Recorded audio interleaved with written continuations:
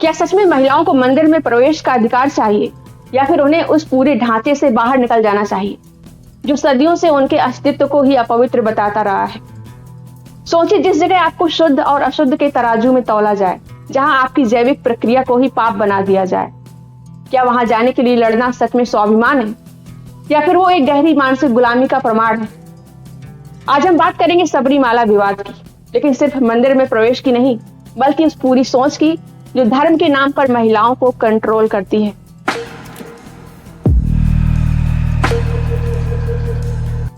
और आखिर में मैं आपसे एक सीधा सवाल पूछूंगी, क्या लड़ाई मंदिर में जाने की होनी चाहिए या मंदिर से बाहर निकलने की?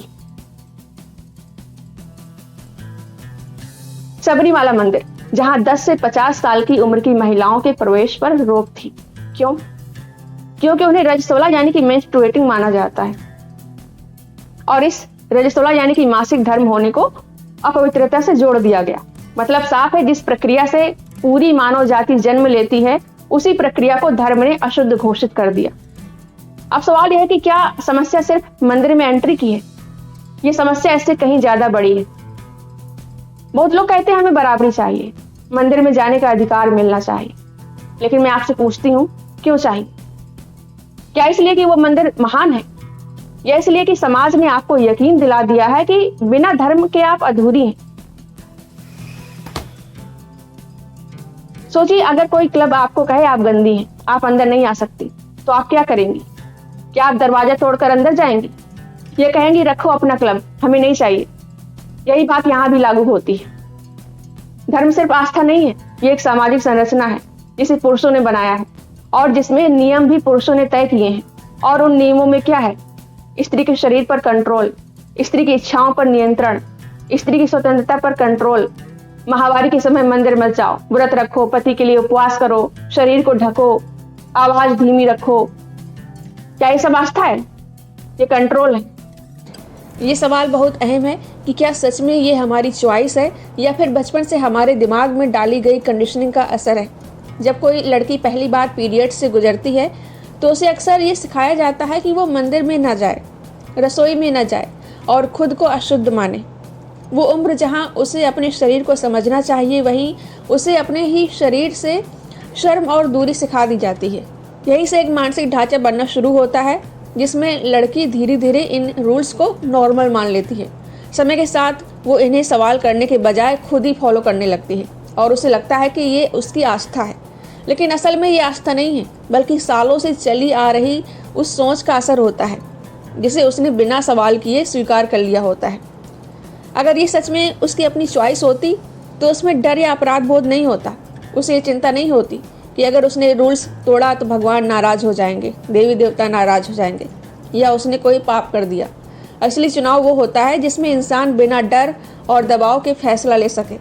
इसलिए जहाँ डर और गिल्ट मौजूद हो वहाँ आज़ादी नहीं हो सकती। ये सिर्फ एक ऐसा कंट्रोल है जो दिखता नहीं है, लेकिन इंसान के सोचने और जीने के तरीके को पूरी तरह प्रभावित करता है। और यही वो जगह है जहाँ सबसे गहराई से सवाल उठाने की ज़रूरत है। सबसे बड़ा भ्रम क्या है? कि धर्म महिलाओं को सम्मान देता है, लेकिन सच क्या है?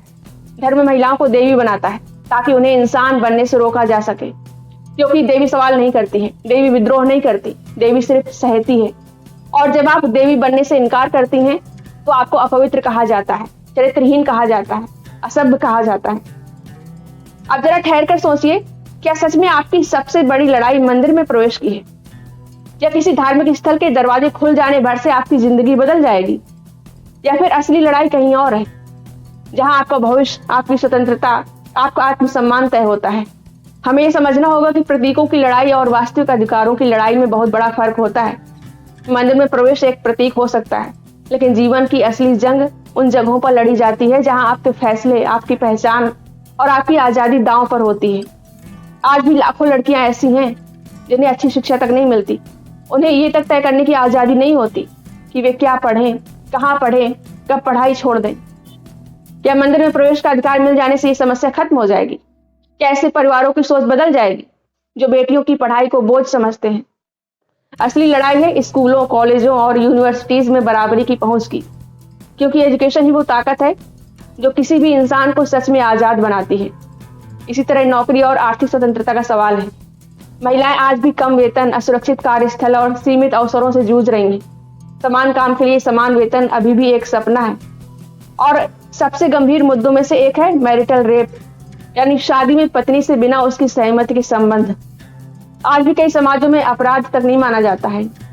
सोचिए, जब एक महिला अपने ही घर में सुरक्षित नहीं है, जब उसके शरीर और उसकी इच्छा का सम्मान नहीं किया जाता, तो मंदिर में प्रवेश का अधिकार उसे क्या देगा? असली लड़ाई यहाँ है, कानून, कार्यस्थल और समाज में बराबरी और सुरक्षा के लिए। और सबसे इंपॉर्टेंट, अपनी जिंदगी के फैसले खुद लेने का अधिकार।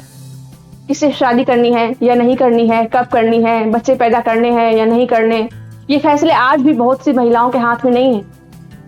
अब आप खुद से पूछिए, अगर आप मंदिर में चली भी गई तो क्या ये सारी चीजें बदल जाएंगी?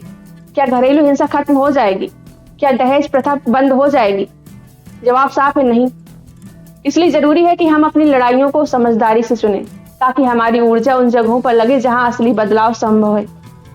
इतिहास गवाह है, सबसे बड़ा बदलाव अंदर जाने से नहीं बल्कि बहिष्कार से आया है। जब आप किसी सिस्टम को छोड़ देती हैं तो आप उसकी ताकत छीन लेती हैं। अगर महिलाएं एक साथ कह दें कि हमें नहीं चाहिए ऐसा धर्म जो हमें अपवित्र कहता है, तो क्या होगा? वो धर्म खुद हिल जाएगा।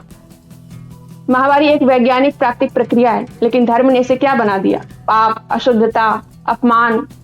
यही फर्क है, विज्ञान आपको समझता है, धर्म आपको डराता है। अब आपको तय करना है कि आप डर में जीना चाहती हैं या समझ में। आजकल हर जगह अधिकार की बात होती है, लेकिन हर अधिकार जरूरी नहीं होता। कुछ दरवाजे ऐसे होते हैं जिन्हें बंद ही रखना चाहिए, क्योंकि वो दरवाजे आपको अंदर नहीं, नीचे ले जाते हैं। और सबरीमाला एक ऐसा ही दरवाजा है। अब सोचिए, एक तरफ आस्था है, दूसरी तरफ आत्मसम्मान है, तो आप क्या चुनेंगी? क्या आप उस जगह जाएंगी जहां आपको पहले अपमानित किया जाए और फिर प्रवेश दिया जाए? क्या आप कहेंगी मुझे ऐसा सम्मान नहीं चाहिए? आज की महिला को क्या करना चाहिए? धर्म से सवाल पूछना, परंपराओं को चुनौती देना, विज्ञान को अपनाना और लड़ाइयां सही जगह पर लड़ना, क्योंकि असली आजादी मंदिर में नहीं, आपके दिमाग में है।